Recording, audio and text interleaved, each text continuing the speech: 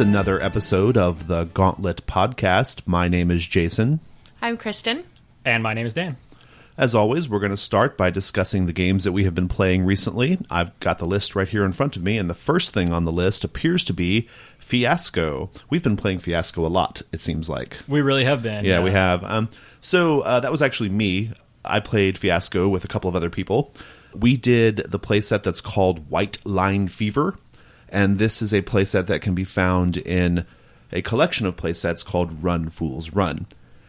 White Line Fever, the gimmick of the playset is you're all in a car, like you're in this muscle car barreling down the road, and the vast majority of the action takes place in the muscle car. So there's you can do like flash forwards and flashbacks, but I think you're supposed to kind of play out most of the scenes in the car. And we were doing 3-player Fiasco, and I have to say, this playset works pretty good with 3 people. We've played it before with 4, I believe, right, Dan? Yeah. And it wasn't so great then, and I think the reason why is because trying to find something interesting for 4 people to do in a car, is a little harder. But with 3, it worked out really well. It was more of a road trip thing, if I'm being honest. Like, we did stop the car every now and then to do different things, but our story was basically deadbeat dad who had not been in touch with his son for a long time kidnaps son, who is a computer whiz, under the pretense of spending time with him after all these years. But it was in fact taking him and his best friend across the country to knock off ATMs. That was the thrust of it. That's quality bonding time. It's quality bonding time, yeah. It was good. It was a lot of fun. So yeah, White Line Fever, everyone should check that out. I'm not going to go into what Fiasco's about because I think our listenership probably knows what Fiasco is. If not, listen to any of the previous podcasts. Exactly right, yeah. Or any indie podcast out there, because I'm sure they've talked about Fiasco at some point. But it's a great game, and White Line Fever is a particularly good play set with 3 people. I was quite happy with it. It's a really interesting thought. When we played with 3 people, it was a really tight game. We didn't have as much interplay between multiple characters. We didn't have as many NPCs. It was very tight, yeah. And so having a constricted environment in which to play that makes a lot of sense. And so I'd be interested to see 3-player games in other Fiasco scenarios where there's restricted environment. I think you're right about that. I would like to see that too. Because, I've only actually played 3-player Fiasco. The only other time I've played it, I think, with 3 players is with you when we did Salem 1693. And it definitely has a different feel. We've talked about that before. Like a 3-player Fiasco does, you're right, it has like this more immediate, like feral quality to it. And yeah, and we found that like the physical space limitation that of the fiction, only having 3 people kind of made that work pretty well. So yeah, it was good. Yeah, for sure. Awesome. Well, the next thing on the list is Dungeon World, our Red and Pleasant Lands series. So I'm running that, and Kristen, you're playing in that. I've talked about it a little bit over the past few episodes, or a couple of episodes.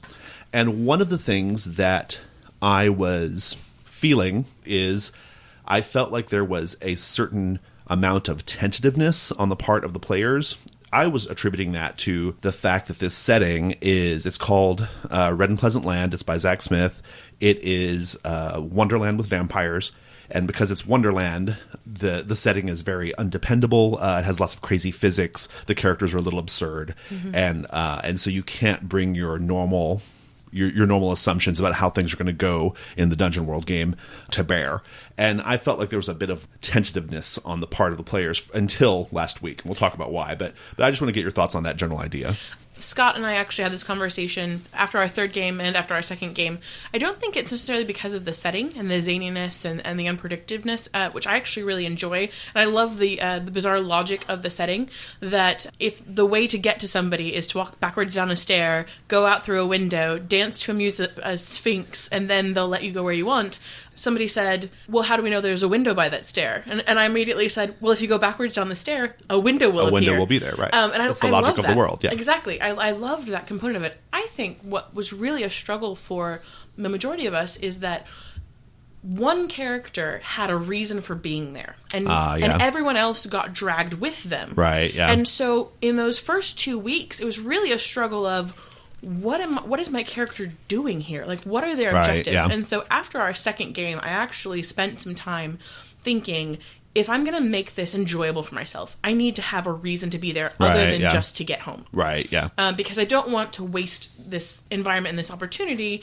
So what's it going to be? And making that decision and having a plan really made this game more more impactful. And Yeah. also, it was really interesting that the character who was the primary reason for us all being drawn into this world wasn't there this week. He was not there that week. And yeah. he is, although we love it, he's played by George, who's lovely and wonderful. And so this is not about George, it's about his character Ignacio. Ignacio throws wrenches in the works. And so Right, yeah. for dynamics, having a character who's constantly causing problems for everyone else really slows things down. Okay. And so we finally got some momentum going because he wasn't there. Ignacio wasn't there to muck up things. Right, yeah. And just to clarify, like, by mucking up, you mean, like, because he had a really specific reason for being Yes, there, and you yes. guys did not. So, Yeah. No, that does make a certain degree of sense.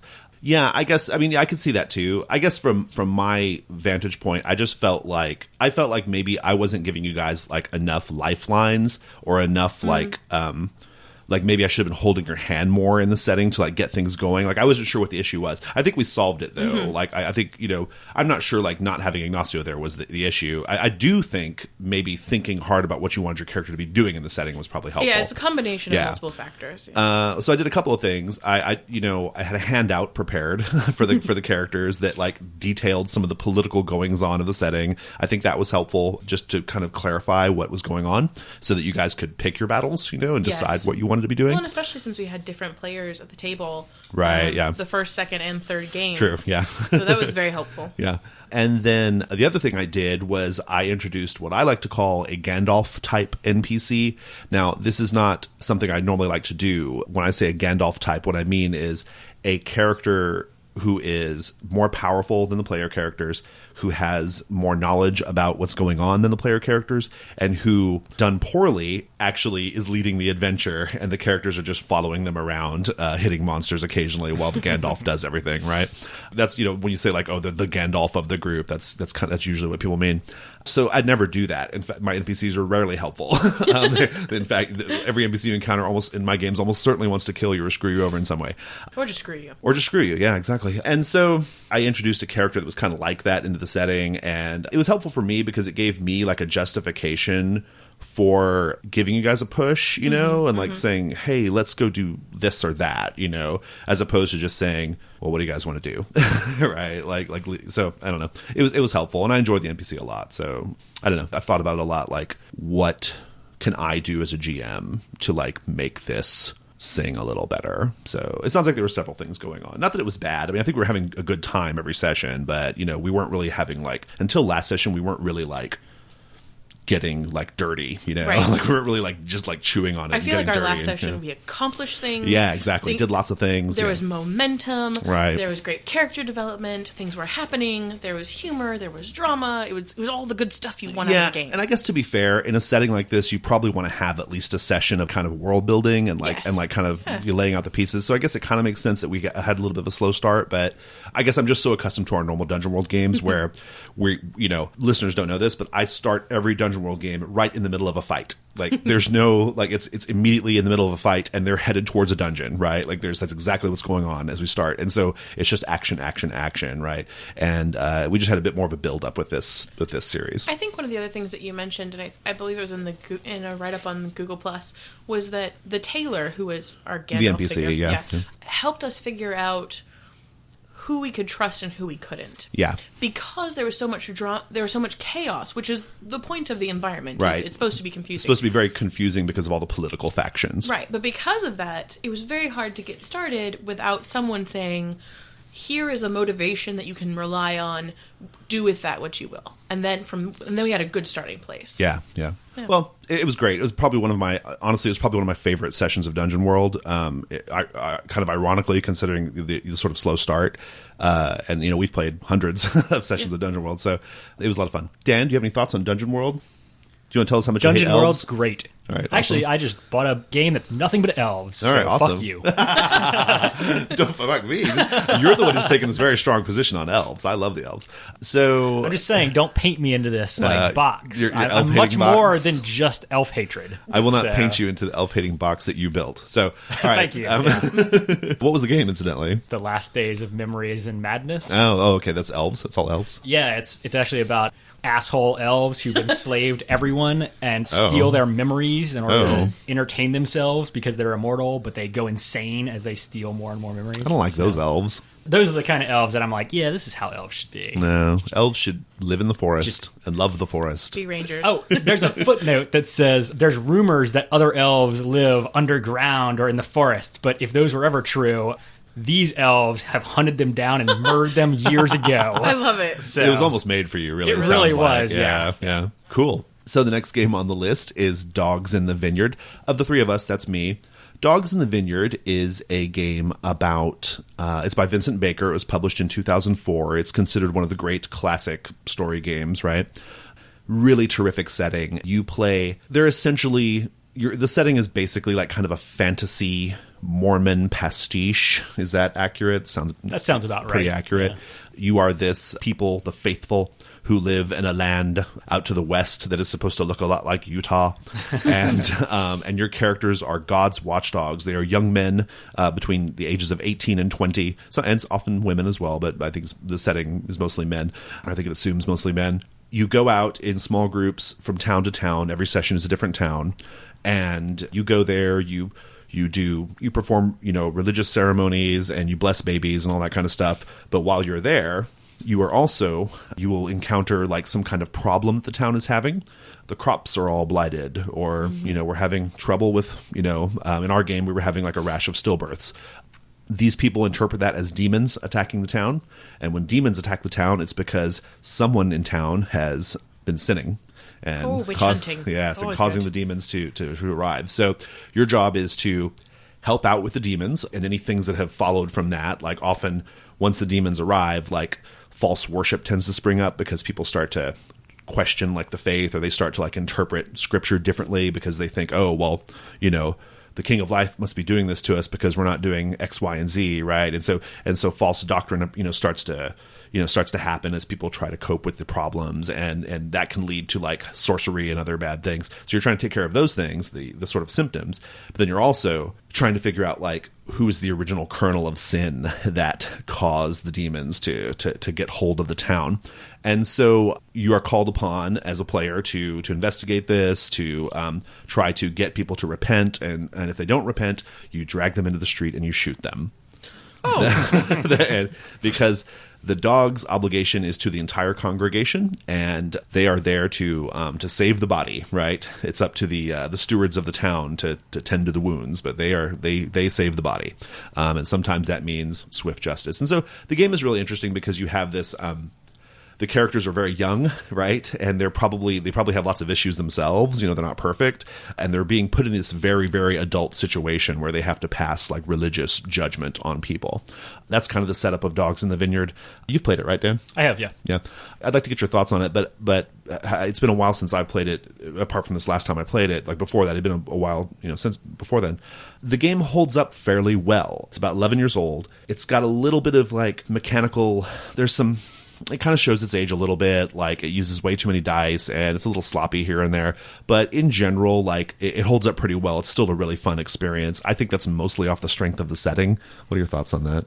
Yeah, I think so. I mean, I feel like every time I've played, it's always like all of the resolution stuff feels very tacked on, and like now we're not going to role play for a while while we do this thing. Futz with our dice. Yeah, it's hard because what you're supposed to be doing is the conflict resolution is this kind of complex, not super complex. It's weird though. It's definitely a little counterintuitive. This system whereby you roll a bunch of dice of different sizes and you go through a series of poker style raises and sees, with each raise being like a fictional attack against the opposition, and then the C being the response, and then they get to raise against you. And every time you do a raise or a C, that's when you're supposed to be doing like fiction, right? Right. It's not easy to do well, right? Like it's not easy to make it seem like really coherent and like a consistent interaction. Like sometimes you're just kind of like trying to guess at something to say when it's your turn to push dice forward, right?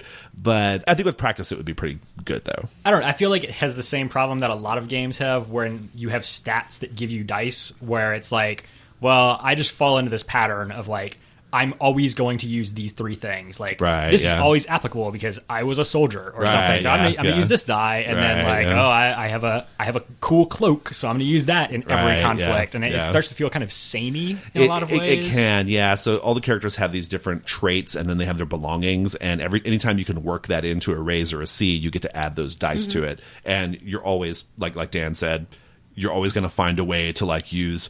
I'm college educated, right? As a trait, yeah. like you can always work that into something, right? Like Right. So I can easily calculate the trajectory that I need to shoot this guy. That's a bit of an extreme example, but it's very easy when you're having a conversation with another character to like to show them you're learning or whatever. Right. Anyway, I think it's generally kind of fun. It's just it does kind of yank you out of the fiction just a tiny bit. What's The funny setting is fantastic. Yeah. When you started describing it, I was thinking, oh, this sounds like a great gateway game for people who have like religious hesitations about role-playing games. Oh, no. And then as you went on, I was like, no, Oh this no, would not be good at all. No. It's Only if they are very extremely religious. I mean, would this be good. okay. So to play devil's advocate for a minute, Vincent writes the book like he's not written in a way to where you're supposed to feel like you're judging Mormonism or anything, right? Like it presents everything in a very like plain, apparently judgment-free manner, but you can't help but Right. because the setting, as awesome as the setting is, it's a very, very challenging setting because for one thing, it's shitty to women. Okay, there's that aspect of it, and I know of other podcasters and other RP people who have complained about that aspect of it, right? Like they don't like playing it because it's so unkind to women and like women's role, right, in the setting.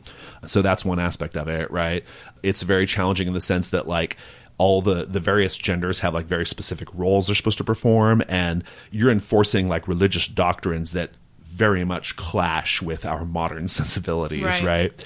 And so, but that's what the fun of the game is supposed to be, right? Like the tension between like what I think as a player and what my dog is supposed to do as a dog, right? So in that regard, the game is really quite good. Everyone should give it a shot. I mean, I'm sure our listenership probably has, but for anybody who's never heard of it, you should definitely give it a shot. The book is wonderful. That actually relates to my Giving Me Life, so I'm going to hold on to that for a minute. But yeah, Dogs in the Vineyard. It's a classic. It's very good. I'd love to see a second edition. Oh boy, a second edition. That would be. Oh, I would pay real American money for that.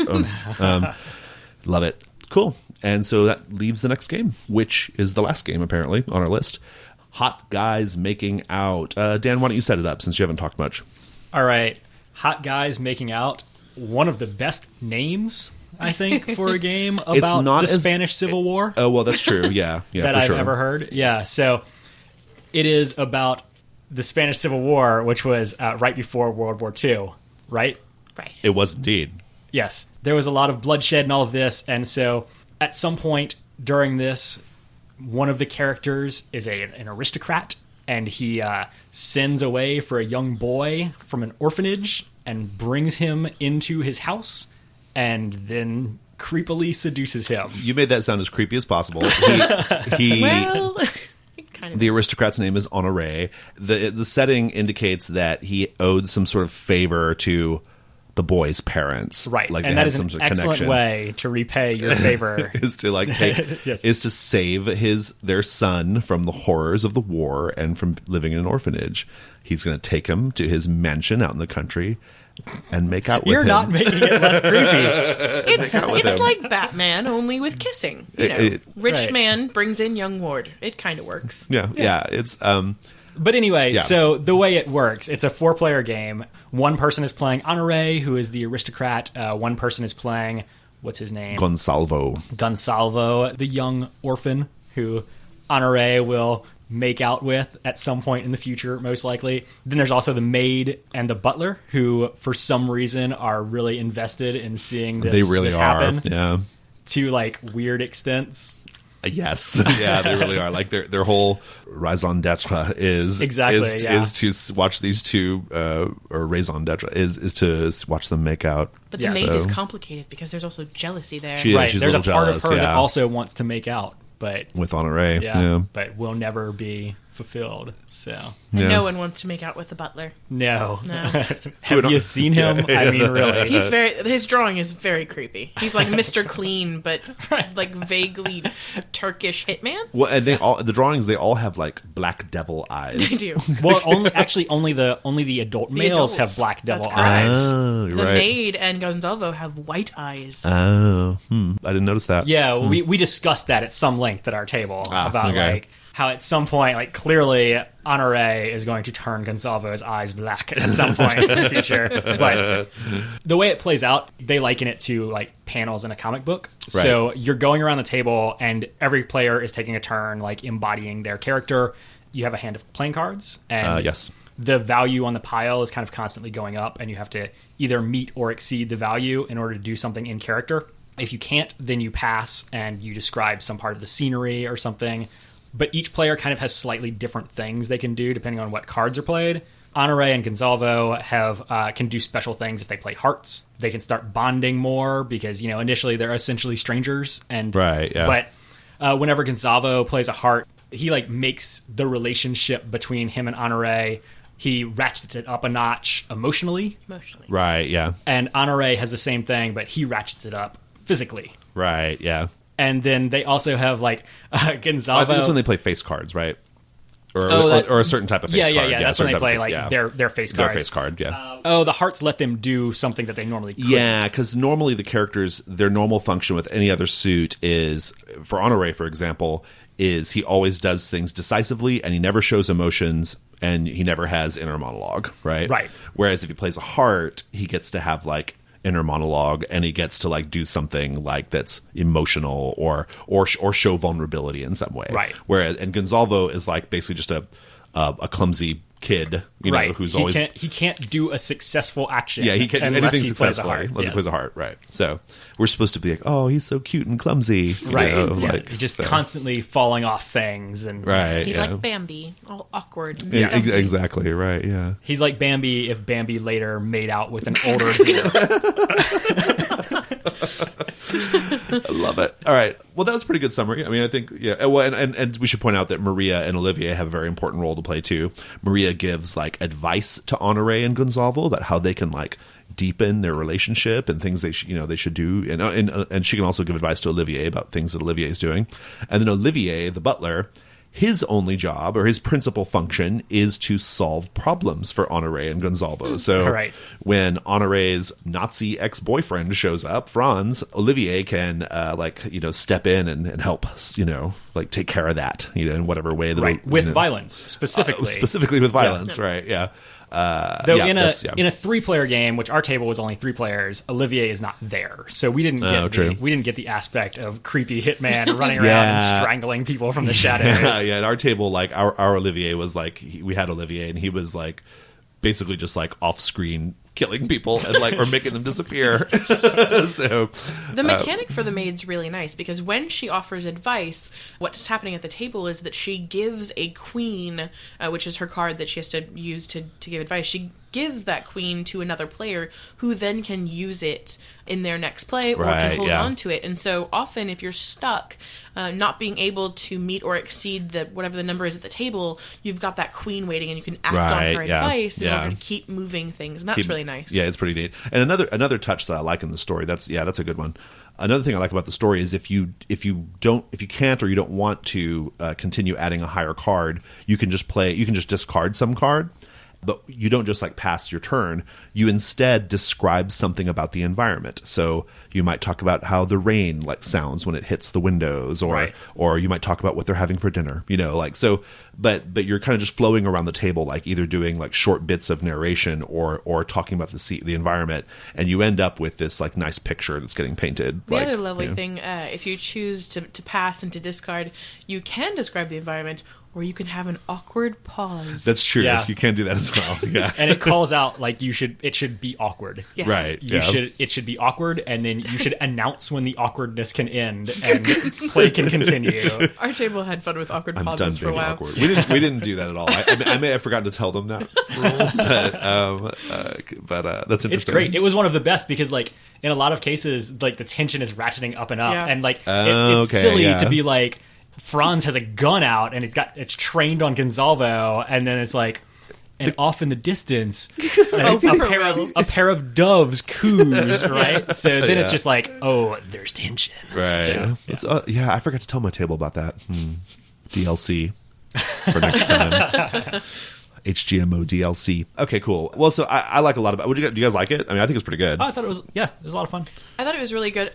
There are two things that I thought were interesting or frustrating. The first one was that you could only talk in one sentence, or one or two sentences, and that's very different from the way we usually do things. And so, constricting yourself to that was a fun challenge most of the time. Yeah, I agree. But one of the things that we found in our second, we had time to play 2 of these games because it's fairly fast, and in our second game, our Gonzalvo was not getting cards to build an emotional relationship. Right, yeah. But our Honore had tons of cards to build a physical relationship. Right, yeah. And in situations like that, it comes off pretty rapey. Like, it's very aggressive because there's no emotional connection. Yeah. It's just a creepy old man who's trying to, like, kiss you and rub on you. See, it's funny because we had, like, the opposite problem, which was at our table, our game was very chaste. Like, it was remarkably, incredibly chaste. Like, there was a lot of, like, innuendo, and there was a lot of will they or won't they or whatever. But it felt very much like the first 3/4 of a romance novel, or like the first couple episodes of the TV show series. Like, it didn't feel like it felt very chaste. And I think that's because our Honore, we never got the cards that allowed him to ratchet up the physical, right? So, depending on how that goes, you can have a very different outcome. Well, and even, like, I think we should probably point out that the whole point is, like, the making out is the end, yes. right? Like, you're playing up to the point where they start making out, and then it's like the game is over, right? Because then they've accomplished their you play until their relationship. No, until you've resolved the bad thing, right? Yeah. You end the game at whenever the thing that's like challenging you. Like, every game has like a. What's it called? Like a it's like a conflict or something that stands in the way of their relationship. Right? Yes, I mean they kind of both point towards the same direction essentially. Right. But I think per the rules, it's once you're satisfied that you've resolved the negative thing, the obstacle or whatever. Well, our resolutions all both included making out. Oh, okay. So ours were just like, oh, Olivier killed that guy. Okay, we're done. Well, that might be the difference. Ours were always like, and they finally were able to make out. Yeah. The end. All of the bad guys are gone. So, like, we played it twice. I really like it. One of the things I liked about the game is because it plays really, really quickly, you can play a couple times in one evening, you know? And you get to see, like, a nice, like story progression if you continue the same story, you know? Like you have a different, you know, like, it's the same characters, the same, it's just like the next, like, maybe a few months later or whatever. So one thing that happened that I really enjoyed about ours was, for the first one, we had the Nazi boyfriend, and that we ended up resolving that with just Olivier killing him, right? And then, but then we had the follow-up problem of his various because that happened kind of early. So we had a follow-up problem of the other Nazi officers looking for him and investigating the mansion, or trying to interrogate us or whatever to find out what happened to him. But always Olivier just he just like used violence. But in the second game, it was we had this really neat like objective or neat problem, which was, there was like a secret sordid history like with Gonzalvo's father and Honore's family, and so we were trying to explore what that was, and it was like this. It turned out to be this very explosive like secret thing that was being hidden about Gonzalvo's parentage, right? And so how did we solve the problem? Olivier went into town and found the people who knew about it. And we never heard from them again. Like, you know, like I don't know. I kind of liked these two people, they're falling in love, they're doing all this thing, but like, and Olivier is just so determined to protect them because they're like his family, you know, that he will do whatever it takes, even if that means bumping off people who disappearing will, you. Yeah. But, well, I think it definitely clearly makes a different vibe if you don't have Olivier there, because like Olivier mechanically has a function to clear, like there's aces that represent danger as they're being played, and they build up and the danger gets worse and worse, and Olivier is one of the characters who can clean that off, right? Or you can clean it off as a result of a moment of passion, right? Yeah. So like we only could do it through moments of passion, which I think is why all of our games like ended up with making out. Yeah, because you could only do it that way, right? Okay, yeah. Yeah, so we had no way to just like, well, he's dead now, so we'll pick up next week and see if they make out. Ours was just like quiet innuendo and glances, you know, stolen glances, and then Olivier strangling people. That was our game. So It was super fun. I liked it a lot. I like the little fast pass around the table. Like you just say the comic book panel length of things. I thought that was really fun. And although the makeout sessions are supposed to be whole pages worth of material, well, according to the rule, the moments of passion, right? Not necessarily the makeout sessions. Yeah. This was actually one of my thoughts for our one of our following segments, creating a role player, because of the one sentence quick turnaround. And then I realized my mother would not want to talk about how guys making out. My mother. So listeners, our next later on in the program, we're going to talk about how to turn your mom into a role player. And my mom would be so into this. Would she? Oh God, yeah. My mom, for reasons that I'll discuss, but my mother would be totally into this. My mother just made pained eye expressions at me, like, "Oh, honey, please don't make me do this." my mom would be really into it. Here, you can play this young boy, Exactly. mother. Oh well, I think we should talk about that for a minute. The art in the book is it's fine. It's just it's kind of anime art. It's not. It's good. But they drew Gonzalvo to look 10. Yes. He looks like a 10-year-old. Yep. And I don't know. Were you guys weirded out by that? I was a little weirded out by that.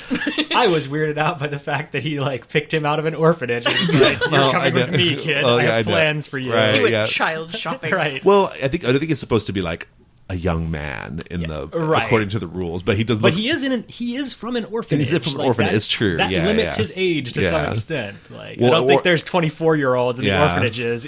Well, at the very least, there's a power imbalance, right? Yeah. I mean, Is there an age description for Honore? I can't remember. They just say young, beautiful aristocrat with gorgeous flowing hair. Because his artwork makes him look like he's probably 17, 18. Yeah, he's a little, like Gonzalvo looks 10. Yeah. The aristocrat looks 18. Maria... But he looks 18, which means he's 35 years old. Right, in the anime. That's right. true. Good point, yeah. So. The maid Maria looks like a prepubescent girl, she was very young, and then Olivier looks like a grown ass man, a grown ass man. So I helped your father make out with boys, and now I'll do the same for you. Oh, so good. It was. I don't know. The art's a bit weird. I also think the full page picture of Franz looking like a gee whiz dopey Nazi, was kind of like wow. I don't know. Kind of he has his little Nazi hat rakishly tilted. Yeah, it's crooked to the side. And he's kind of like, oh, I'm a Nazi. Don't I look cute and dorky? I'm a Nazi. I don't know. It's just The art's a little problematic, but anyway, the game is great though. Loved it. Cool. Well, let's go to the next segment. So our next section, as always, is Giving Me Life. This is where we talk about things that are not related to role-playing games, except when they are, like this week, when 2/3 of our Giving Me Life is role-playing game stuff. So let's do the non-role-playing games. I think it's non-role-playing game. I actually don't know. Kristen, what's Giving You Life this week? Here in Houston, we had Comic Palooza over Memorial Day weekend. Oh, yeah. And it was quite good. I know we have people in the Gauntlet who aren't convention people. Why couldn't it flood during Comic Palooza? That's a horrible thing to say. The nerds, they need their fun. It would be like, how the balls of fire ants float down the road, in the floods. It would just be balls of furries, and you'd be like, don't let it touch me. They'll climb on you to try to get away from the floods, then they just start yiffing everywhere. Oh no! Oh. I will say, for all that they get grief, the bronies were not in attendance this year, or at least if they were, they were not. They weren't out on Saturday and Sunday. They were not representing this year. Oh man! Wow. So, but at Comic Palooza, two of my favorite things that I am still obsessed with and just take so much pleasure thinking about. The first of which is that Houston has a classic theater company, and they read the first act of William Shakespeare's Star Wars. I was not aware that William Shakespeare wrote Star Wars. He did. No, he didn't. Okay. So the author's name is Ian Dozier. I think I'm pronouncing it. It's Ian Dozier. And he has now written all 6 for each of the movies. They read the first act of Verily, A New Hope.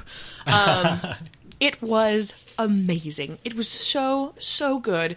The entire it's the beginning of the movie that A New Hope. But everything's written in Shakespearean verse, and he sneaks in Shakespearean references every so often, which is great. He's given an inner monologue to R2-D2. So they had an actress playing R2-D2. She was Leia in R2-D2. And so her outward speech was beep, beep, beep, squeak, and the R2-D2 noises. And meanwhile, while she's rolling her eyes and just being like so obnoxious, which I don't know about you, but I always think of R2-D2 being like a snarky little robot. Yeah, he's got a little sassy. Yeah. He's a little sassy. Yeah. So right after she goes like beep beep beep squeak brrr, and rolls her eyes, it then cuts away and R2-D2 has an inner monologue about, I detest these humans, these mortals who blah blah blah, and going on about C-3PO and everything else, and she was hysterical. And hearing these classically trained actors who are doing all of this in their stage British accents, making Star Wars noises and alien accents and Chewbacca sounds, and watching them laugh as they're trying to do this was just fantastic. It was a wonderful experience, and I now want to see the entire thing. So I'm really hoping that they're going to do the whole thing, and I need to scour the internet looking to see if somebody's done it. But if you have not, so he's written them all as books, and I guess you could read them, but Shakespeare's about... That's not going to be the same thing. No, it's not. Yeah. Shakespeare needs to be performed. So there's a calling out to the world. Somebody needs to make these into actual things that I can watch, because it's fantastic. I think the thing that intrigues me most about that is I would want to read like episode 1. I would want to see episode 1 acted out with like Shakespearean Jar Jar Binks. Yes, he exists. Right? He exists. That sounds so amazing. Right? I know. It's so good. So that was thing 1. And thing 2 is that we don't know where it came from, but at Comic Palooza this year, there were alpaca, not real ones, stuffed alpaca everywhere. And we kept asking people, like, what's with the alpaca? Right. Like, is this a show? Is this what is this? And nobody had an answer. They were just like, oh, alpaca are in right now. Okay. So one of the things they did at the convention was that you could enter in the center doors. It's this giant convention center. You can enter in the center, but you can only exit on the very ends. And so to get out, you have to keep walking past things over and over again. And near the center where you come in, you constantly have to walk past it to get out, was this table of figurines. And the group who put the table together has a comic series, and they originally made the comics for their comic series. But they had historically accurate with quote marks around it, historically accurate or themed alpaca figurines. And on passing it the first time, I stopped and I looked and I was like, this is interesting. I'm going to keep walking. And then we passed it a second time, and I finally stopped at the table, and there was an Amelia Earhart alpaca. Oh, no. And she was fierce. Oh, She's awesome. She has like a bomber jacket and like wicked eyelashes, and she's got like this determined gaze. It was too good. And I looked at Scott and I was like, I don't need this, right? And he was like, I think you might, because you've been staring at it for a really long time. So I bought Amelia alpaca. Nice. And we're looking at the table, and there's one next to her that is a Watson alpaca. Like Sherlock Holmes and Watson? Okay. He's got a bowler hat, a tweed waistcoat, a monocle, the mustache that curls up at the ends. Nice. Yeah. And a pipe. And so Scott was like, I don't need this either. And we walked past it a fourth time and a fifth time. And you bought it. You totally bought it. And we bought it. They're adorable and amazing, and they're going to send us one for free. Wow. Like in a month. And so they're called Paca Pals. If you want to look them up online. So yeah, historically accurate, or accurate in quote marks. What about like alpaca. Elizabeth Bathory alpaca? That'd be pretty badass. Right? I want more of them. That'd be pretty awesome. The other ones at the table, like just drenched in fake blood. They had zombie alpacas and Iron Man alpacas. Oh, that's boring. I know. Like more history ones. Yeah, I want Genghis Khan alpaca. Would that just be an alpaca riding a horse? With spears and a cool right, hat. with a bow or something. Yeah. I want Hatshepsut alpaca. It could be epic. It could be awesome. So yeah, that's what's giving me life. I love it. Great. So I'll go next. The thing giving me life this week. All right, well, I'm going to start. Okay, so here's a thing I have said in the past. I say things sometimes, and they are things that I think some people interpret the wrong way, and they think I'm an asshole. But the lesson is you are the asshole. The lesson, all of you listeners exactly, are the assholes for not interpreting it correctly. Exactly. So I sometimes say things, and one of the things I've said in the past is I think that people who just buy role playing game books for the purpose of like reading them because they just want to read them and they want to look at the pictures and just read them for pleasure, but not actually play them. Like they never get around to playing them. I think those people have less to offer in terms of the conversation in the hobby. Like, I don't like to me, those people should be playing role-playing games, not just buying books to read them. And so I'm relieved that you went to those people should be playing role-playing games. I was worried when you said, to me, those people should be. I know. Drawn yeah. and quartered. Well, I'm just saying, like, how can you call yourself a role player? Like, how can you even consider yourself a part of the hobby if you don't actually play the games? That's what I'm saying, right? And so, and the reason why I have that opinion is because everyone has time to do it. Like, a lot of people say, "Oh, I don't have time. I don't have time." You do have time. It's not like you had to do, like, you know, back-to-back shifts at the cannery, right? Like, or you're going down into the mine tomorrow morning at 3 a.m. Like, you... Unless you are. Well, unless you are. But, like, but, like, for the most part, like, you know, in life, like in our modern age, we have tons and tons of free time. You just choose to spend it doing something else, not playing role-playing games. That is your fault, and that's not anybody else's fault. Right. You shouldn't be taking care of your kids. Play role-playing games. Let's choose choice instead of fault. That's your choice. I mean, you choose to spend your ample free time doing things other than playing role-playing games. So that's why I have that opinion, because I think if you want to play... And that's fine. That's your choice. That's totally fine. But you also should not be able to... get an equal voice. You know. So, like... so... that opinion, I've kind of dialed that back a little bit. But, you know, when I first came to the Gauntlet, like in the early days of the Gauntlet, like I voiced that opinion a lot because I was trying to get people excited about playing role-playing games. And I think I turned a bunch of people off, and a lot of people are like, "Oh, what an asshole he is," and they left, right? But you know what? You know who's playing role-playing games several times a week, all the time? Me. You know who's not? Probably them. So, anyway. So having said all of that, what's giving you life this the week? thing giving me life this week is reading role-playing game books for pleasure. So there is a certain pleasure in it, and I've earned the right to read them for pleasure because I play them as well. So I'm just digging a deeper and deeper hole. Listeners, this is just my podcast character. This is not really me. Okay, I only like 3/4 mean this. All right. So as soon as we turn off the mics, you're going to play Pathfinder. I'm going to go play Pathfinder, and then I'm going to go buy a shit ton of books. I'm just going to put on a shelf. All right. Yep. So, in all seriousness, reading game books for pleasure is giving me life. The thing that kind of kicked that off was I had reread Paul Sega's The Clay That Woke. I was reading the book in preparation for running it, but because of floods and Memorial Day and all this other stuff, like, we weren't able to get it off the ground. So I've scheduled a whole month of sessions of it in July, but that book is terrific. It's a really, really good read. It's a game book, but interspersed throughout the rules is this sort of novella or this story about the setting, which is like this sort of Bronze Age, this like mysterious Bronze Age city where they have minotaurs and people coexisting. Super interesting. It's very well written. The language is beautiful. The stories are really, really like evocative and great.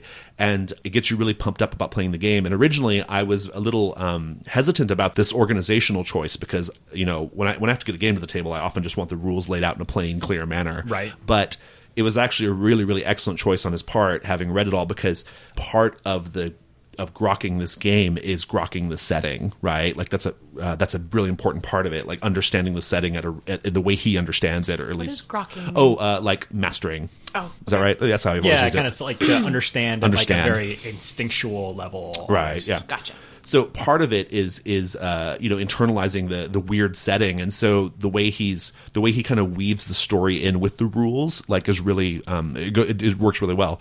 It's a pleasure to read, and that got me thinking about games that, like, the books are just enjoyable reads. And then I was prepping for Dogs in the Vineyard, and I read that book again. Probably the third time I've read that book, and I was reminded, wow, that's a really good read too. Like, Dogs in the Vineyard is a terrific book. It's probably Vincent's. I think it's probably his most clear and interesting book to read. There is a certain pleasure in just the language and the author's voice kind of coming out in the book. This is also true of the Lamentations books, the various Lamentations of the Flame Princess products, which I have been kind of consuming lately. They also, the author's voice really comes through strongly in those books, the various authors of those products. And so this has caused me to, I've been enjoying this. I've been pulling other books off the shelf that I remember liking, and kind of giving them a reread and kind of thumbing through them and really, really discovering there's a certain type of pleasure in just reading these books.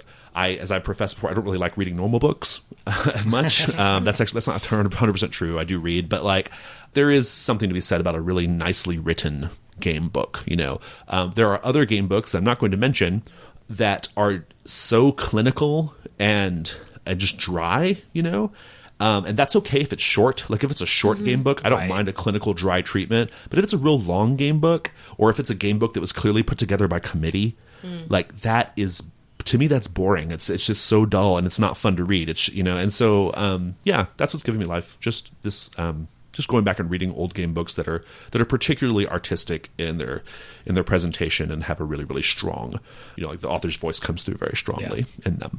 So. Well, I think to play devil's advocate, I think that the books that you're describing as being good reads are ones that have like really interesting settings, and the focus is about establishing a world more than like laying out, here's 100 pages of rules, right? Yeah. I think it's hard to make something like, I don't know, like D&D, let's say. I think it's hard to make that like a really good read, just because like it's hard to make 2 pages of grapple rules interesting. Right, yeah. So, yeah. Well, that's the thing, right? I mean, I think the style of games we play probably help lend themselves, to this a little bit more, for sure.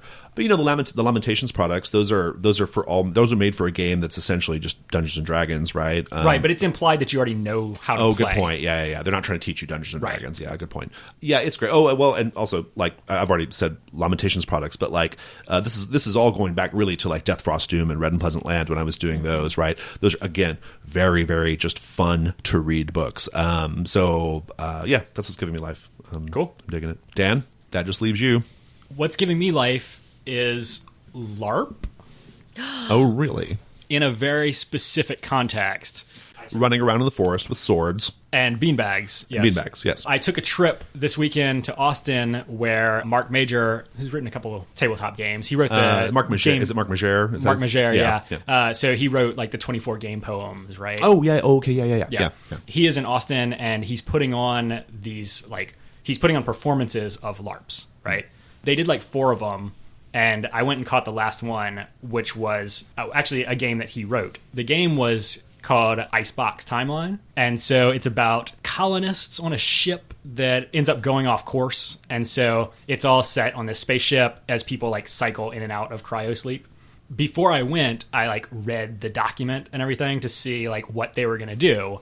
And it was really interesting to see how he translated it to make it entertaining on the stage, because in the rules, it's very dependent on like you're drawing playing cards and stuff to determine where scenes happen. And you're actually, none of the scenes are in chronological order when you're playing. So you draw a playing card, and the value of the card determines where the scene will fall in the timeline. Oh, how interesting. Yeah.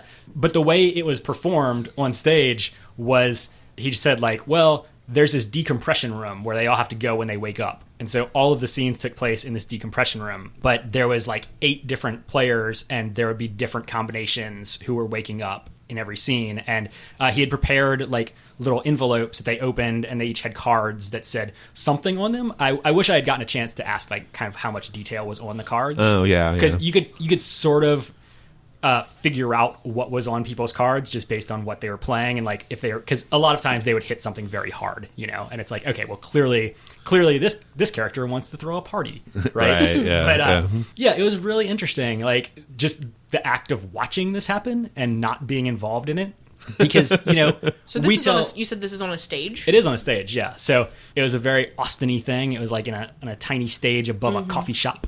Yes. So Gotcha. We Ubered there from our Airbnb. Nice. So we did the whole Austin experience. Austin experience. We embraced our inner Austinites. Our Uber driver, I had to try to explain to him what LARPing was on the way there, and he let us out, and he was like, "Here's your cafe. Enjoy your weird play." So, all right, nice. Thanks, Uber guy. I'll do that. Yes. But my wife went with me, and she also enjoyed it. So that says something, because she does not really play games. She's played a handful with me, but like never even like with anyone with the but group. Me. Yeah. But it's really interesting seeing it, because the story that ends up getting told is probably not great. Like, and when you're playing a game, right? Like, the story you're telling isn't that great, but that's like not the point. Right. Because the moment by moment stuff is fantastic. Yeah. And like that really comes through even when you're watching a performance of it. And like, okay. And so you can kind of tell, like, initially it starts off and like there's nothing there, right? So you can like watch them sort of build stuff, and like everyone in the production was really good about callbacks and stuff like that. Okay, yeah. You could sort of see them like gain momentum, and like you could see this thing start rolling, and then and like the parts that were funny were incredibly funny because everyone was excited when good things happened. Because like you could really see the energy on stage, and like that really translated. And you're probably like rooting for them, right? Yeah, like, you are. You really are. Yeah. And I felt like I was picking up way more on the personalities of the actors and all of that than you would in a regular play. And just like the whole dynamic is so different because there's not like the parts that are exciting and funny or any of that aren't like pre-written, so nobody knows when they're coming. So there's not like, I'm going to deliver my joke now and wait for wait for laughter. Right. So I have a question. How would you say that this experience was different than, say, going to an improv show? Than actors doing improv? That's a good question. Bearing in mind, I have never gone to an improv show. Yeah. Well, because they are given tasks or cues or personalities to inhabit. Right. And then they have to go with that. But normally that's very short, right? I think so. Yeah. So this was like 2 hours. Okay. Of like building up this one story. And so it was a little weird in places because I'm not even entirely sure whether like the scenes were definitely not chronological, but it was harder to place. So like there was weirdness where like sometimes it felt like actors, this guy like kind of thought the scene was happening after the previous one, and this one thought the scene was happening before, and all of that. Like there are some really excellent like callbacks put into place, but then there were some that kind of misfired a little bit because it was like, wait, I don't think this is where this is, and like there were characters who would like the same actors would pick up a new character occasionally. It was kind of hard to keep track of who was who sometimes, but yeah, I don't know. In general, like I think it's probably pretty different from just generic improv because of the fact that like they're not really given much in the beginning, and like it builds the entire time as opposed to like, here's a scene, do this. Were you able to pick up on what was the background of the people playing the game? Like, were they actors or and like, do they do this often, like the same group of people? Or were they just like players? Like you know what I'm saying? Like, yeah, honestly, I have no idea. I'd be curious to know that because a part of me says like, well, if they're improv people, they could probably pull this off, right? But then another part of me wants them to be just like people who role play or LARP and, who chose to participate in this thing. My brain naturally goes to, could we pull that off? Like, could we pull it off and make it interesting? I think we could, because we did see Dracula and it was pretty fun. We had a good time with it. I thought it was very entertaining. I mean, I love this idea. I thought we were awesome. So cool. I mean, like, so it's interesting. I would definitely want to know like what the background of the various I don't know, like people were. They seem to be really comfortable with it. They were very good about like rolling along with it when things kind of fucked up. Like there was at one point like someone asked a question like, "Hey, wait, who were you again?" Or like, "What deck were you from?" And and the woman playing the character couldn't remember and was like, "Oh, I'm give me a moment," and like pulls out all the cards in her pocket and is like flipping through, and he's like, and one of the other guys is like, "She just woke up from cryo sleep. You're gonna have to give her a minute," right? So like, and like very good about not becoming flustered when weird things happened. So hey, Kristen and Dan, I bought a LARP, Jason Morningstar's new LARP called Juggernaut. They performed that the week before I went. Oh, well, I was going to say we should put Juggernaut on the calendar and do Juggernaut. What do you think? Yes. Maybe. I don't know. I'm still not sold on like actually participating in LARPs, honestly. Really? Yeah. Because I would think they'd be so much more fun to do than to watch. I don't know. I can see both. I feel like there's a part of me that would be yanked out of the experience by that. And one of the things that I noticed was occasionally, because this is all unscripted, like different things are happening on different parts of the stage. Like there are 2 scenes happening simultaneously, which is strange. Like that's a little weird. In some cases, like these two players are interacting only with each other, and like the rest of the cast has nothing to do with them. They're doing their own thing, right, and like I feel like that would be really strange. Like that would be a weird dynamic to be in rather than to observe. You know, even to observe, like it was really funny because like a lot of times I'd be watching what was happening over here and. You kind of filter out the rest of it, right? And then everybody laughs about something that you didn't even see. Yeah. Like, wait, no, I rewind that. You know, I can kind of see the appeal of this. I mean, the way you've described it, it sounds like a really, really fun time. I'd like to go do it, or go watch it, rather. I don't think I wouldn't want to perform in that. But I can see the appeal because there are a lot of weirdos out there who like to listen to APs. You know, that's true. They like to AP as actual play, like people actually playing role playing games, right? Sorry, Stupid acronyms. There are a lot of people who like to listen to actual play play podcasts of people just playing their role playing game. Some people listen to it, like when I listen to them, it's strictly for utilitarian purposes, like how does this game supposed to go, right? But I don't think I've ever finished one. I listen till I understand the game. Well, I got what I need here. Yeah, as soon as I figure out the rule, I'm like, all right, I'm done. I'm out. But there are some people who like to listen to it, like because they find it entertaining, right? And so I could see that. I could see the appeal of that. People ask us constantly, all the time, when are we going to do AP? The answer is never. But nevertheless, people want it. So I've looked before for podcasts for D&D or for other role-playing games where you have a continual campaign and right, yeah, they're out there. Listen to, and I've tried to think 3 or 4, and I don't like it. I don't like the experience. You don't love it when they roll the dice at the microphone, right? Yeah. Or okay. You don't like the sound quality of 8 people talking into an iPhone in the middle of the table. Yeah, no, I get it. Like I mean. You don't like 4 hours spent telling a story that would be very easily told in 15 minutes if not for all of the mechanics. That's true. That's a good. Which point. That's one thing that like LARPs take out of the way because it's not the mechanics that you're dealing with, and you don't have to be like, well, wait a minute, let me reference these tables while I figure out what you have to roll. And all of this, well, I think story game. I think story game AP is probably a little better in that regard too, right? Probably. I don't listen to my. I just like I said, I just listen to the bit till I listen till I figured the rule out that I can't understand from the. Exactly. Like I think I've listened to APs for all of Vincent Baker's games because some of them are so difficult to understand just like by reading the book. So I will often listen to a little bit of AP, but I have to imagine that like that would be a little better than like listening to. Yeah, you're right. Like a Pathfinder AP. In Pathfinder, a 3-hour session of Pathfinder, all you're going to do is move from one corridor to the next. Like that's all that's going to happen in the fiction. So yeah, I'm going to move one square diagonally. Exactly right. Yeah, I'm now within range. Like it's like for the first session we were on one side of the bridge, and then by the end of the second session we were on the other side of the bridge. Like that's Pathfinder, right? Great. Let's go to the next segment. So our next segment is called Steal This Game Mechanic. This is where we discuss small, portable mechanics from Game A that might work really well in other games, such as Game B or Game C or D. All right. Dan, you had an idea for a game mechanic that you could steal rather easily and apply to other games. What was it? I think I may have just stolen this from Steve when he suggested it earlier, but this is from Microscope, and it is what you do in the beginning of the game. So Microscope is you're making a history of a world, and it's like collaborative world building.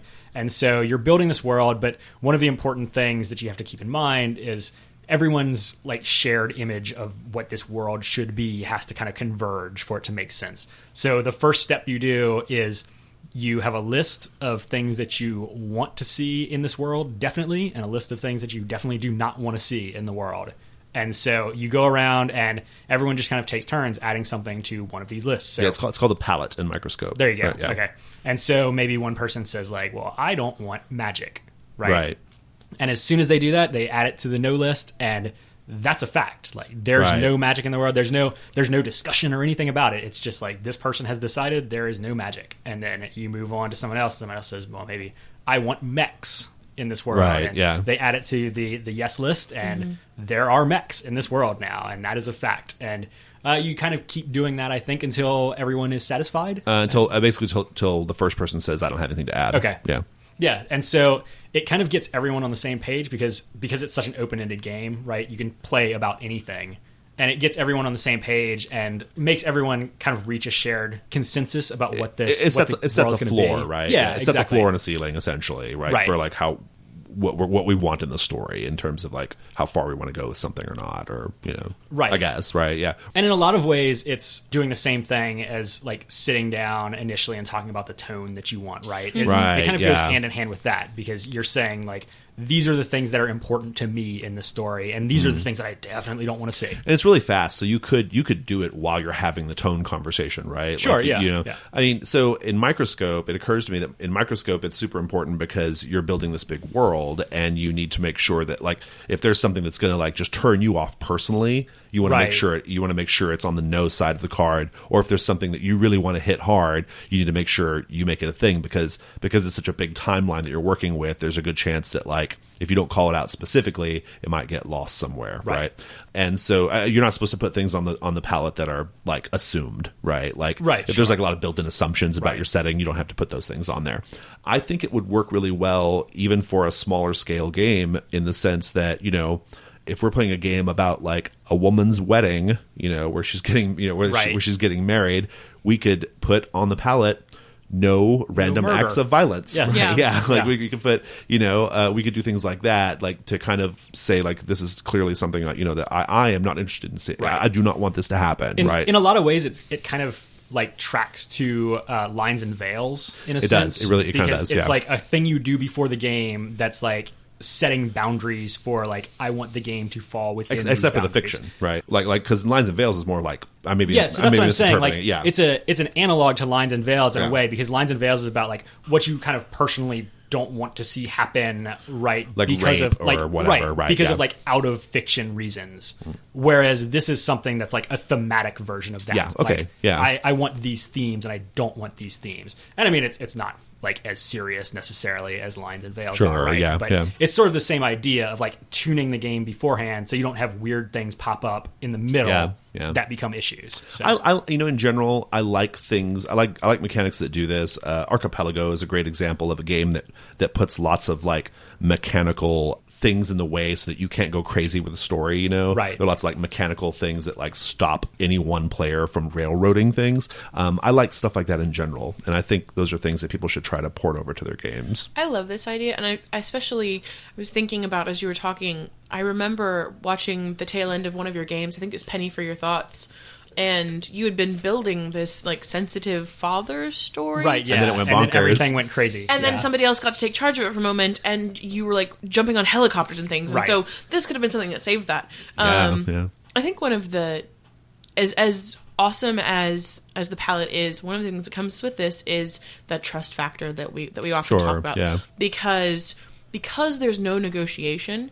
If you have somebody at your table who decides to kind of go rogue, they can very quickly put something on the yes list that nobody else thinks is appropriate. Sure, that's true. Yeah, we're playing the wedding, and I want secret agents. Right, exactly. But I think that most groups who play with each other enough know better than to do that. That's an outlier situation, I think. I mean, I can't even imagine a situation at our table where we wouldn't be able to resolve that amicably and quickly, you know, like I think that would be pretty. I think that's a great idea. Yeah, it's a terrific idea. Yeah, there's just so many ways that games can go off the rails, because you know, when you're doing a collaborative storytelling effort, you're naturally going to have like different visions of things, and it's helpful. And the fact that it's mechanized, I think that's why it works. This kind of thing works well in Archipelago too, because it's like a rule. Right. You don't have any like space at the table to get butt hurt about it, right? It's not, you're not letting me do this thing because you're an asshole. It's you're not letting me do this thing because the rules say I can't. Exactly, right. So yeah, that's a good one. I like that one a lot. The palette feature in Microscope. And you had one as well, correct, Kristen? I do. A stealable mechanic. Yeah. So from Fiasco, which we always talk about, the last thing that you do in Fiasco is the aftermath. Right. And there's a specific mechanic for it in Fiasco that has to do with your dice and rolling and subtracting and all that other stuff. But I think the basic idea is one that transfers really well, and I would enjoy doing, which is this idea that after your main storyline is done, you take a moment to reflect where this character is going to go in the future. And some games already have something like this. Yeah. But I love that opportunity either to, if it's a one-shot and you're not going to be playing this character again, then yes, take them a little bit farther in their storyline and just see where they go. Take a moment to finish them nicely. An epilogue. Yeah, right, an epilogue. And then if it's not a one-shot, that if it's a campaign, that you could still take this same idea and do sort of like a 30-second monologue for each character. That at the end of this setting, where is your character emotionally? What are they thinking about? That's a good idea, because I could see in a fantasy game, I'm always, one of the things that's really disappointing about fantasy games sometimes, at least the way I run them, because I do run them in a way that's so like aggressively like adventure, dungeon. Like to the point where like you will never have in my game the session where we just go shop, right? That shit will never happen, right? But I think sometimes the players want that because I think sometimes they do though, because it's like I'm getting all this money and this treasure, I have no time to go do anything with it, right? It's like that doesn't matter. That's for your character's future. So Put it aside put in it the aside savings for now. account. Yes, exactly. But one of the things that I miss sometimes in the fiction is like whenever the characters make camp. Mm-hmm. I often want to know like what's happening at camp. You know, like what are the characters getting up to while they're just sitting around the fire? Other than just taking watch. Yeah, exactly. Yeah, because in Dungeon World, that's it. You heal and you take watch, right? We could role play those out. Sometimes, very occasionally, we do, but.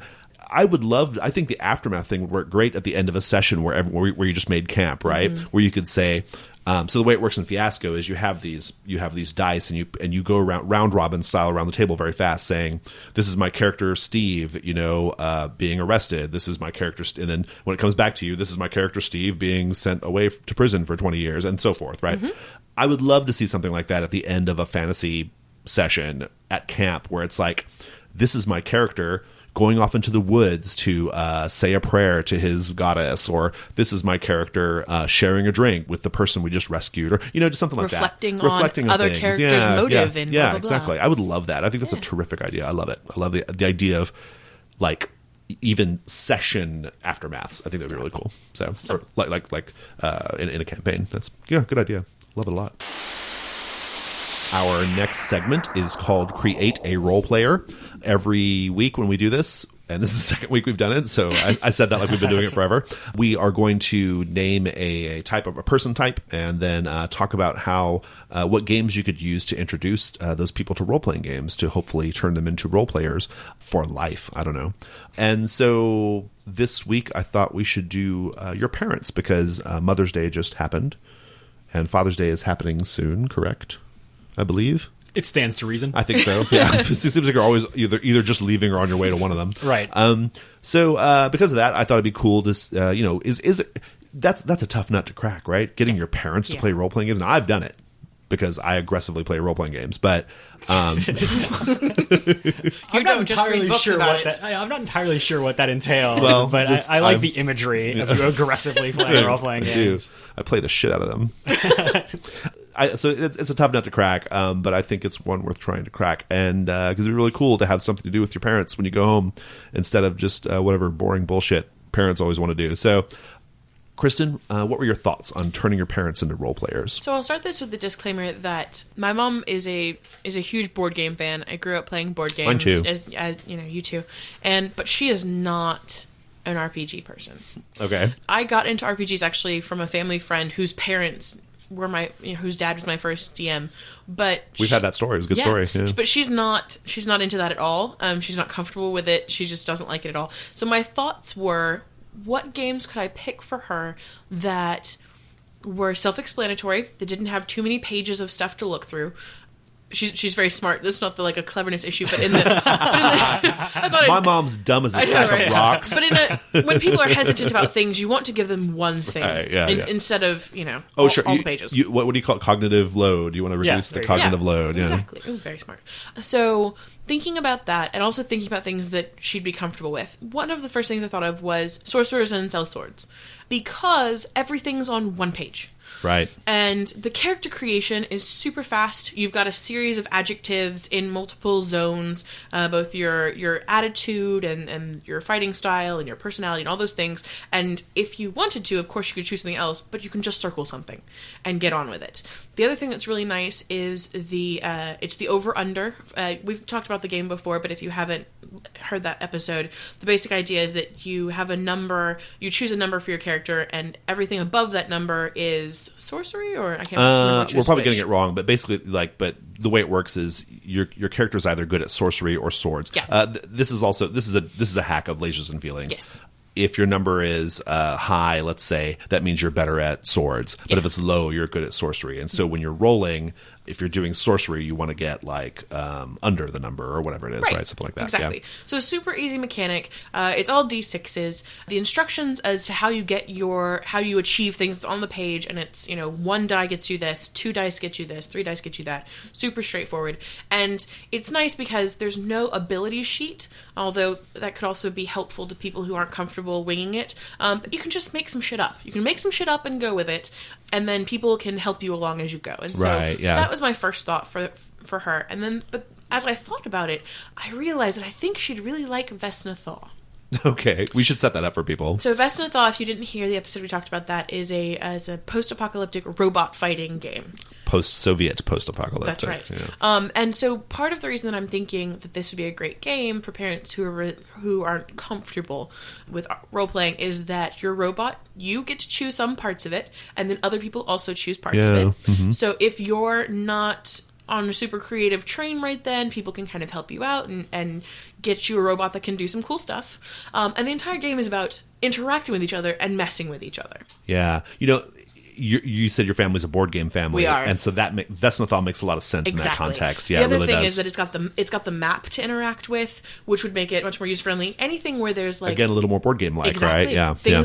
Things to look at, things to interact with, so that you get more of that feel. And I think that one would go over really well. The dice might throw some people off, but I think it's worth it. And I think it would totally go over well. Yeah. Well, just the act of drawing the robots and stuff again has kind of a board game vibe, right? Like Pictionary. It's got lovely check you draw boxes. things. There's lots of check boxes. Mm-hmm. There's which parents love. Parents love check boxes. It's true. Yeah. But in knowing how to get to your goal, it's really clearly plotted out. I agree. I like it. Yeah. I was going to suggest, I put a little note there. Sorcerers and Sellswords is a hack of Lasers and Feelings. I think Lasers and Feelings would be great for all the same reasons you suggested. Mm-hmm. One page, very simple. It's all easily digestible and in front of you. For some parents, it's probably even better because most parents know Star Trek, right? Like a lot of parents know. Do they? Not mine. Oh, Not really? mine. Mine do. Maybe it's just my parents. Oh my God, my parents. They know Star Trek, right? For like Next Generation, not like original series, but we were a board game musicals book house. Okay, so all of my like space nerdiness, superhero nerdiness, all fantasy, all that was all outside. Well. Anyway, yeah. For those of you who have Star Trek parents, my parents are not Star Trek parents, but they understand Star Trek. Like my grandparents were into the original series, and now my parents, they understand how it, the basic thrust of it, right? So anyway. Wow, your nerd lineage is strong. I guess so. Yeah, I don't know. We're a board game family too, so. Cool, awesome. Those are good. Vesna Thaw, especially for a board gaming family, Vesna Thaw is a really good choice. I like that a lot. Dan, what's your suggestion? All right, so my suggestion is A Taste for Murder. You should probably set that up, too. This is somewhere around the 1920s in England. It's set in an old English country manor, and everyone is very posh and very English. And it's basically Downton Abbey, but halfway through, someone gets murdered, and then the rest of the game, an inspector comes and decides who is guilty of the murder. And so it has kind of an investigation vibe, but it is very much not an investigation game.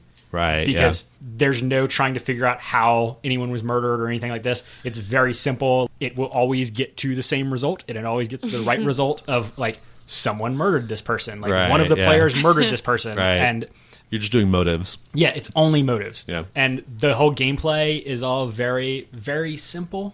The dice rolling is very you're just rolling off against people, and the way you investigate is it always starts with big scenes where everyone's together, and then you just choose someone and you're like, hey, you come talk to me in this other room, and you roll on the evocative room name table, which is always great and fun and a great source of amazing room names. True, yeah. So many towers and gardens. Yes. Right, but the actual investigation is just kind of making small talk as a posh English person, and then at some point confronting them and being like, "Tell me what you know," right? Or tell me your dark secret, and then you roll, and if you win the roll, then they tell you their dark secret, and it kind of goes from there. I thought it would be good because I don't know, my parents are into Downton Abbey, right? And it's I feel like a lot of these are what are your parents like? They pick a game for them, right? Right, exactly. So the segment assumed that all parents are just the same. Clearly, they're all idiots, though. That's the theme, right? Yeah. Well, I think simple-minded fools. The unifying feature is that they're all novice role players. Right, so a game that guarantees a good result is probably the best choice. Not something super experimental and freeform, right? So it's not Dream Askew, right? Here, Mom and Dad, we are in a queer enclave at the end of the apocalypse. Exactly. I love it. Decide what your scene's going to be about, and then just start role playing. Just role play. But yeah, so I think it's important that there's a level of simplicity there, but also for sure. And also that frees you up to actually enjoy the act of role playing, right? Yeah, So yeah. it's very focused on like embodying your character Right, and like yeah. really hamming up these performances as your character, and it like mechanically rewards being melodramatic and all of this. So, Right. Yeah. I don't know. Seems No, like a good choice. I think Yeah, so too. Yeah, yeah. really good. Well, also, if you think about it, you know what used to be a popular thing? I don't know if it is anymore, but what used to be a popular thing was how to host a mystery. Exactly, You know, the yeah. mystery dinner party Right. games. I've always wanted to do one Oh, of they're those. fun. They're so fun. Yeah, they're basically LARPs, right? Yeah. I mean, Yep. They have them all over Houston. I'm always kind of tempted, but They have show up never on They're done it. great, Groupon, yeah. and I'm like, oh, I want to. Yeah, well, you exactly. could just go Yeah. like buy, like they have them. You Oh, can yeah. buy the boxes and do them Right. yourself. I mean, but that's not as fun as going to like a Restaurant. castle. well, sure, Right. yeah. But no, if we believe that that's actually a thing that people enjoy, I don't know. I think in the 90s it might have been. I don't know. Taste for Murder kind of like slots in nicely with that same Right, kind of yeah. vibe, right? It So does. yeah, I could totally see that. Cool, awesome. Well, so I cheated, kind of. I'm doing a game for moms and a game for dads, so 2 different games. Yeah, I wasn't aware we were allowed to do that. Well, so. you gotta I just think that means I cheated too, but I just have 2 for one parent. yeah, I know, no. yes, you all cheated. We all cheated. None of you followed the We did rules not except follow the for me. rules. I love It's my true. mother enough to give her 2 games. So for my mother, My parents only like Downton Abbey. That is the only feature that is important about my parents. So my suggestion for moms is actually I have experience with. I have actually played this game with my mom, and she loved it, and it was great. It was Fiasco, which we've talked about a million times, just this episode. Yes. But specifically the Hollywood Wives playset. Yeah, so Hollywood Wives, the playset is so Fiasco. Just in case someone for some reason doesn't know. 3 or 4 people sit around a table, sometimes 5. You sit around a table. You make a little relationship web between everybody. You have like different story elements. You have a little bit of like prep in the beginning before you begin the role play, and then you just basically act out scenes going around the table. And there's a die mechanic that kind of determines what your character's epilogue is. See previous segment for more information about that. So that's Fiasco. Hollywood Wives, and the classic setup is like crime capers or Coen Brothers movies, that kind of thing. It's all about like people behaving impulsively and disastrously, right? Hollywood Wives, the setting is essentially like rich Beverly Hills, like housewives, like doing drugs and being sexy and and being bad and that kind of thing, right? I played with my mother and my sisters. They were so into it. Like they were so freaking into it.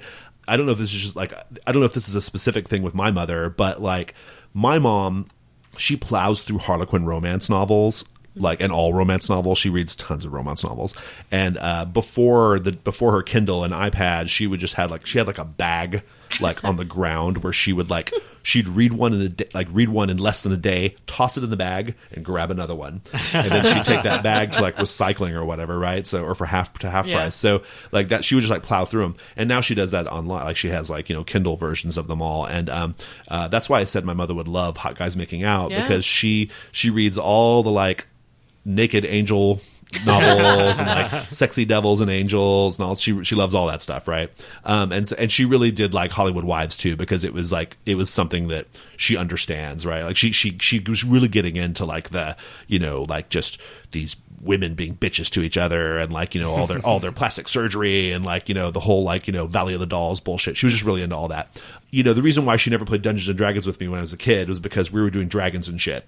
Right? Yeah. Right, like yeah. that was the reason why she didn't play it. She's actually pretty good at like, doing a setting that speaks to her and means something to her. So I don't know if moms are like mine out there. I think the Hollywood Wives playset is great. And I also think for Fiasco, this is something we've talked about before, maybe not on the cast, but I think Fiasco is so much better with people who have never played a role-playing game than it is with people who have played role-playing games. I have found that people who have played role-playing games but not Fiasco have a hard time with Fiasco, whereas people who have never played role-playing games at all and have no preconceptions about what a role-playing game should be, they do Fiasco easy, like because it's just like they take it for what it is. It's just like storytelling, you right? know? So Fiasco may not be a bad choice for when you're trying to like introduce the game to people who have no experience whatsoever with role-playing games. That's just my feeling, my experience, based off my experience. For dads, I chose Ribbon Drive. Now, Ribbon Drive is a game. It's about a road trip. the whole story is just a few people like on a road trip, just doing road trip stuff and learning and exploring and thinking about the future or not thinking about the future, and that's it. But the reason why I think it'd be a great game for dads is you make a playlist, right, of music, and if your dads are like my dad, your dads are always trying to convince you how great their music is, right? Like how great their era of music is versus your era of music. Like that's a thing that dads do, right? So I think the act of like making the playlist is something a dad would enjoy, and then also I think just the general spirit of like the game of like, you know, being out on the open road, like trying to escape your obligations, or like, you know, trying to recapture some kind of like youthfulness or, you know, or something like that, or like innocence, I think would speak to fathers as well. Now, I've never tested this theory, so I don't know, but not like Hollywood Wives, which was a slam dunk. I could see moms who are Thelma and Louise fans going for Ribbon Drive. Probably, for sure. I guess I'm just thinking about my dad. Yeah. Like I think my dad would be totally into Ribbon Drive, or at least he would, at least the playlist part of it, he would be. You know, right, so. yeah. Yeah, so anyway, those are my choices. So our next segment is called Community Feedback. This is quickly becoming my favorite segment, I have to say. In 2 weeks, it's become my favorite segment. We've been doing it for like months. Well, it was called listener feedback before. Now it's called, back when it sucked. Now it's called community feedback, and it's so much better. I generally like this part of the show because I am very interested in the things that people have to say, because I am an empathetic person. As demonstrated in the previous segments. So, okay, here's the thing. I wanted to follow up on last week's community feedback a little bit, which was about playing gay or trans or women characters. Listener Dave, I assume he's Listener Dave. He posted on G+, maybe he just found us, I don't know, and saw the conversation and wanted to chime in. Maybe he doesn't listen to the podcast at all, but I'm going to assume he's a listener. We can do like the Mormons and just like decide people are our listeners. Oh, yeah, we can make... Oh, that's good, Dan. That's good. Dave, we are posthumously baptizing you into the gauntlet. I don't know what that posthumously? means. He's not dead. He is dead. It was a terrible accident involving a water park and hot dogs. I don't know.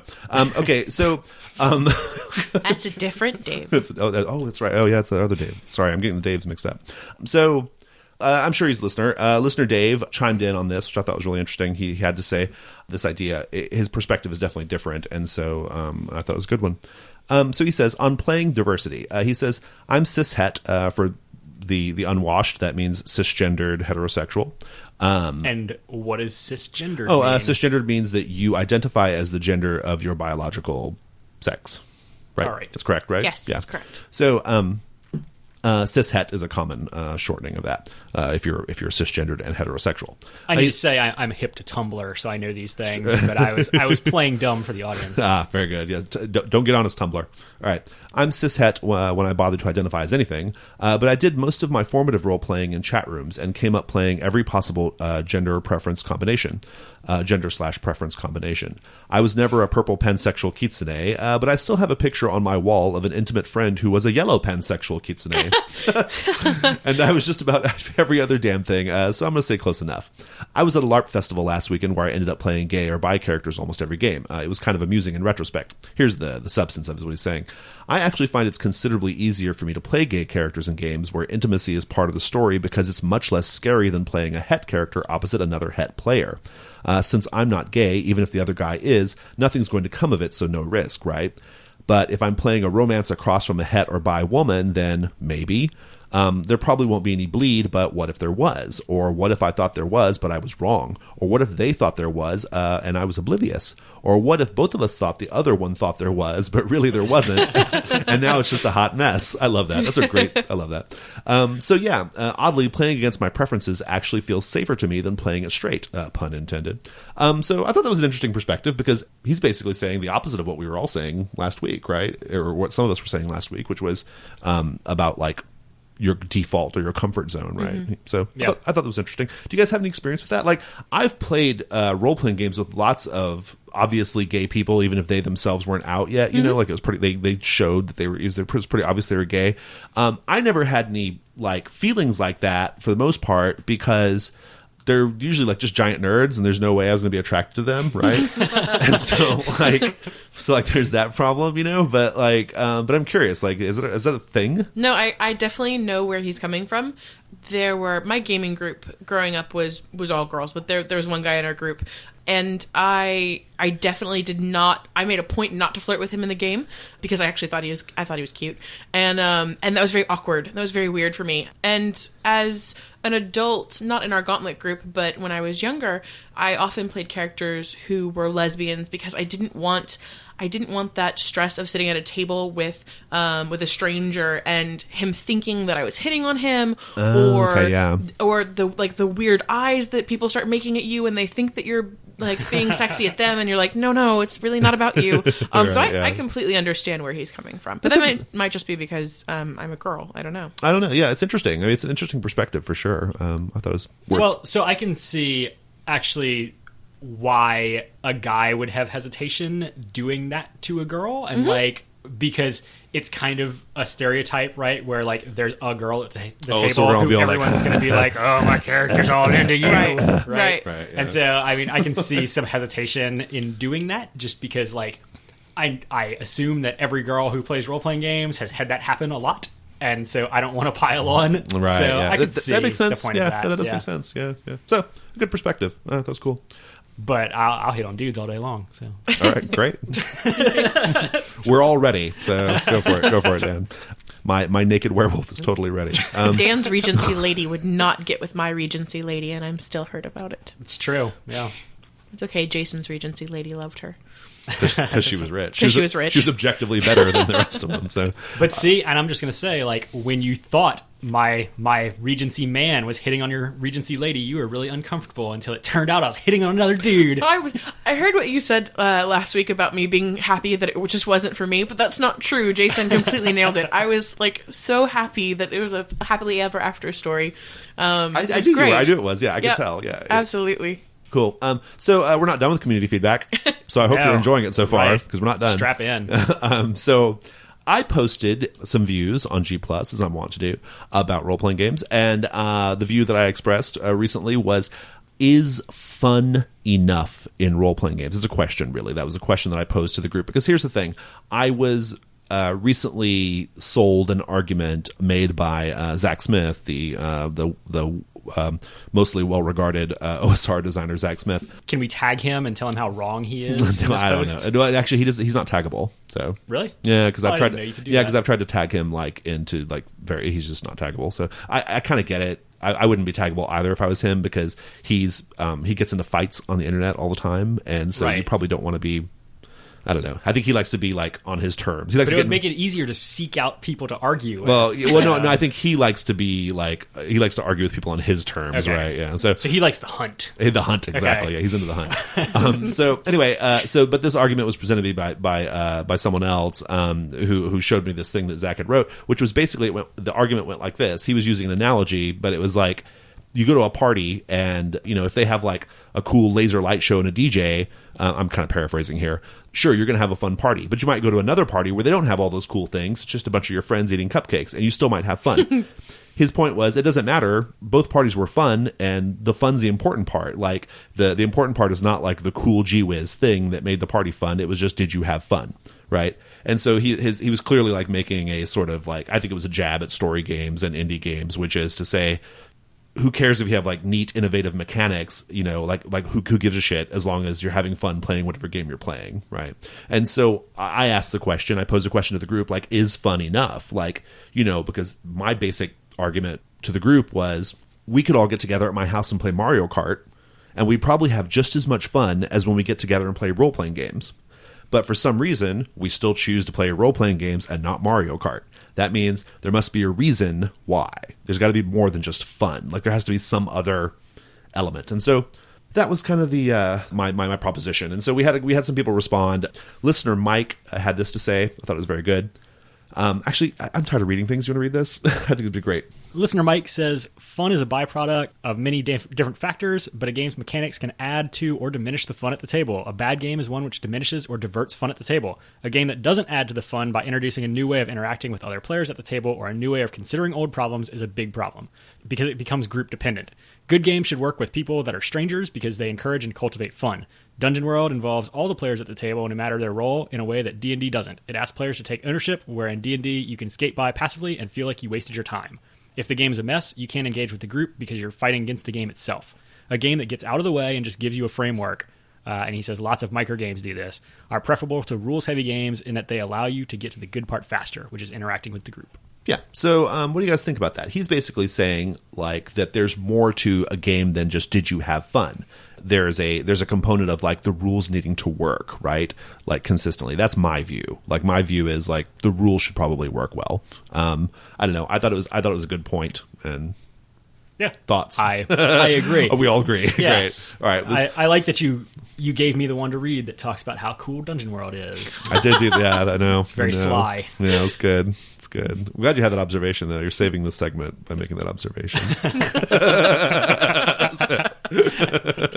My basic argument is, look, and I think this is what listener Mike is getting at, the rules matter. Like, the rules matter in an important way, and the rules need to work consistently so that you're not like dependent. Your fun is not dependent on whether the GM can deliver, right? Right. Yeah. Like the game needs to function at a sort of like base level of like fun. That's kind of what he was getting at when he said, if the rules are a problem, then it becomes group dependent, right? Right. Like, and so there's more to just like having fun. Like we should be looking for other aspects of games, like, and mechanics are something we should be looking at. We should be looking at like quality mechanics.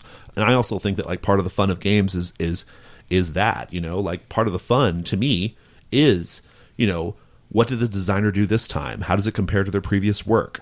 How does he translate this story idea into these mechanics? Like, how does the fiction and the mechanics interplay? That's all stuff that I consider part of, it's an enjoyable part of the experience, right? And so I don't think you can just say like, did we all sit around together and laugh and have a good time? Like, sure, like we always do that. There should be something else too. So that's just my thinking on it. Several other people chimed in. Co-host Steve had some interesting things to say. I'm going to kind of summarize his a little bit, but he basically says that like fun is an extremely nebulous concept. I think he took issue with the fact that we were even like trying to define what fun is. He's saying that what provides fun will be different from person to person. Obviously, he says he's looking for several things when he sits down to play an RPG. What he's looking for will vary from game to game and from day to day. He says, I'm always looking to enjoy time spent with fellow gamers I like. This is the one thing I'm almost guaranteed to get out of a session. Exactly. It's table stakes, right?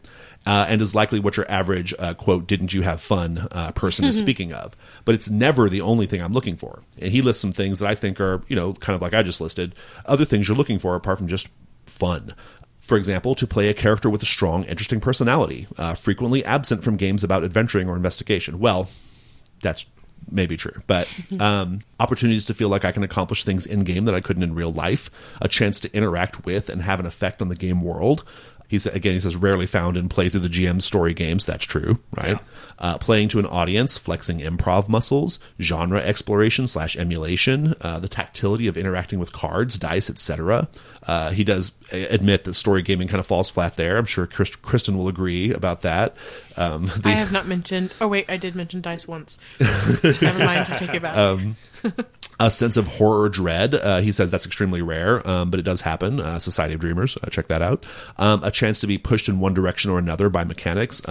He says very rarely present in traditional games. That's true. To be surprised by the mechanics. A satisfying story, preferably with an ending. He says, again, traditional games tend to fail there. To wallow in mechanically encouraged drama / melodrama. He said, oh God. This is listener and co-host Steve saying this. He says, to wallow in mechanically encouraged drama / melodrama. Traditional gaming doesn't even know what those words mean. That was co-host Steve saying that, not me. Any number of these things and others can be missing from a game in which I had fun, which is why you'll hear me say I've always had fun with Call of Cthulhu, and yet I've always been disappointed. He says fun is probably enough for some people, but it's not enough for him. So I think that Steve gets at something that I was sort of thinking about as you were reading. It's also that story games don't always have to be fun to be rewarding. True. Yeah. And that in that scenario, it's so much better than fun, if that makes any sense. I'm thinking of, for example, we played a game of Cheat Your Own Adventure that was very serious. The real sad one. That was decidedly not fun. That was not fun. That was not fun, and yet when we left, I felt that had been a greatly rewarding experience, and so much better than fun would have been. I agree completely. Yeah, you're right. You're absolutely right. You're totally right. My Life with Master. Right. That's a game I've only played once, 2 sessions, but only once. That shit was not fun. Yeah. Like it was not. I did not after the session was over, I didn't sit there think, oh, what a jolly good time I had. That was no. I felt like a miserable piece of shit, and I felt dirty, and I felt guilty in a way of the way that I, as the master, treated the player characters. I felt horrible, but I liked it. Yeah. You know, like I enjoyed that exploration, you know. So yeah, you're right. Fun is not when mechanics help you tell stories like that, and that's where mechanics come in, right? Yeah, that's why they're so important. Yeah, because the whole thrust of this argument again comes down to this is for listeners who are not aware. The OSR movement tends to they agree with Zach's position, which is, as long as you're having fun, it doesn't really matter, right? Like, let's just go have fun, right? Like, as long as everyone's having fun, who cares if the game's a little sloppy or a little messy? We're all having fun.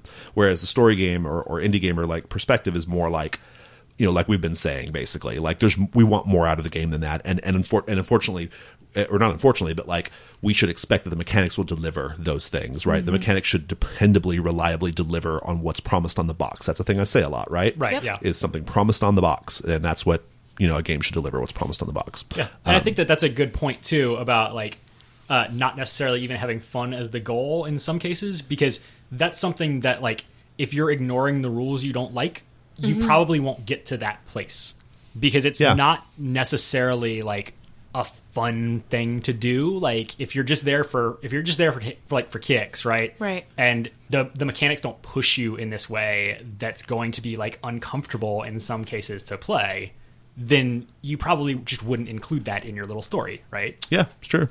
Yeah. Well, I don't think we have anything to add more than that. That was a pretty good discussion. That was community feedback. So, and that's also our podcast. A quick little shout out to listeners. If you are based in Dallas, will you please go to our Google Plus community and either post as such or direct message me or private message me, whatever you call it on G+, that you are in Dallas. We have some players who have died but have been resurrected in Dallas, and we and they would like to start some Gauntlet related activities over there. And so we are going to try to hook you up with them. If you're in Dallas and you'd like to be part of the family, by all means, get in touch with me. And everyone should join the G Plus group. All you have to do is go to Google Plus, the community section, and type in the Gauntlet. And what will appear on your screen, as if by magic, is an option to click on the Gauntlet and join it. And you should do that. We're there. We have these discussions. We talk, and it's terrific fun. And that's all I've got. So thank you so much, Kristen, for joining us. Thank you. Thank you so much, Dan, for being Dan. No problem. It's what I do. You do it best. And thank you, listeners, for listening. That's us. Bye. Bye.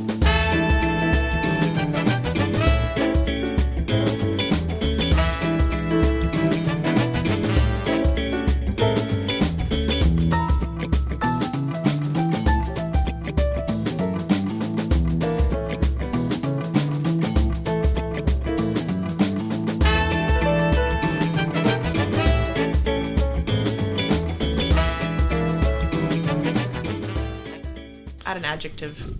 The super vainglorious boots. Super vainglorious. Or the vainglorious boots of Bartek. Oh no! Why does he even have boots? He's a tree. He's a tree. The boots were made from his bark. Why would they just be his feet then? Why have bark boots for yourself if you're a tree? No, a human stripped the bark from okay, his tree. I see. All right. You can justify anything in like 2 sentences in a fantasy world. Absolutely. I like things to That's see. why he killed them. I like things. Exactly. He's like, give me back my boots. Give me back my boots. Give me back I am Bartek, and I need my boots I need back. my bark boots. Suddenly, Bartek has become like this very angry gay tree that's just like bitchy and is just like, You've got my give me back my boots. You got my bark boots, bitch. I'll cut you, bitch. My bark boots. That's it. Bartek's bark boots. That's gonna be a thing.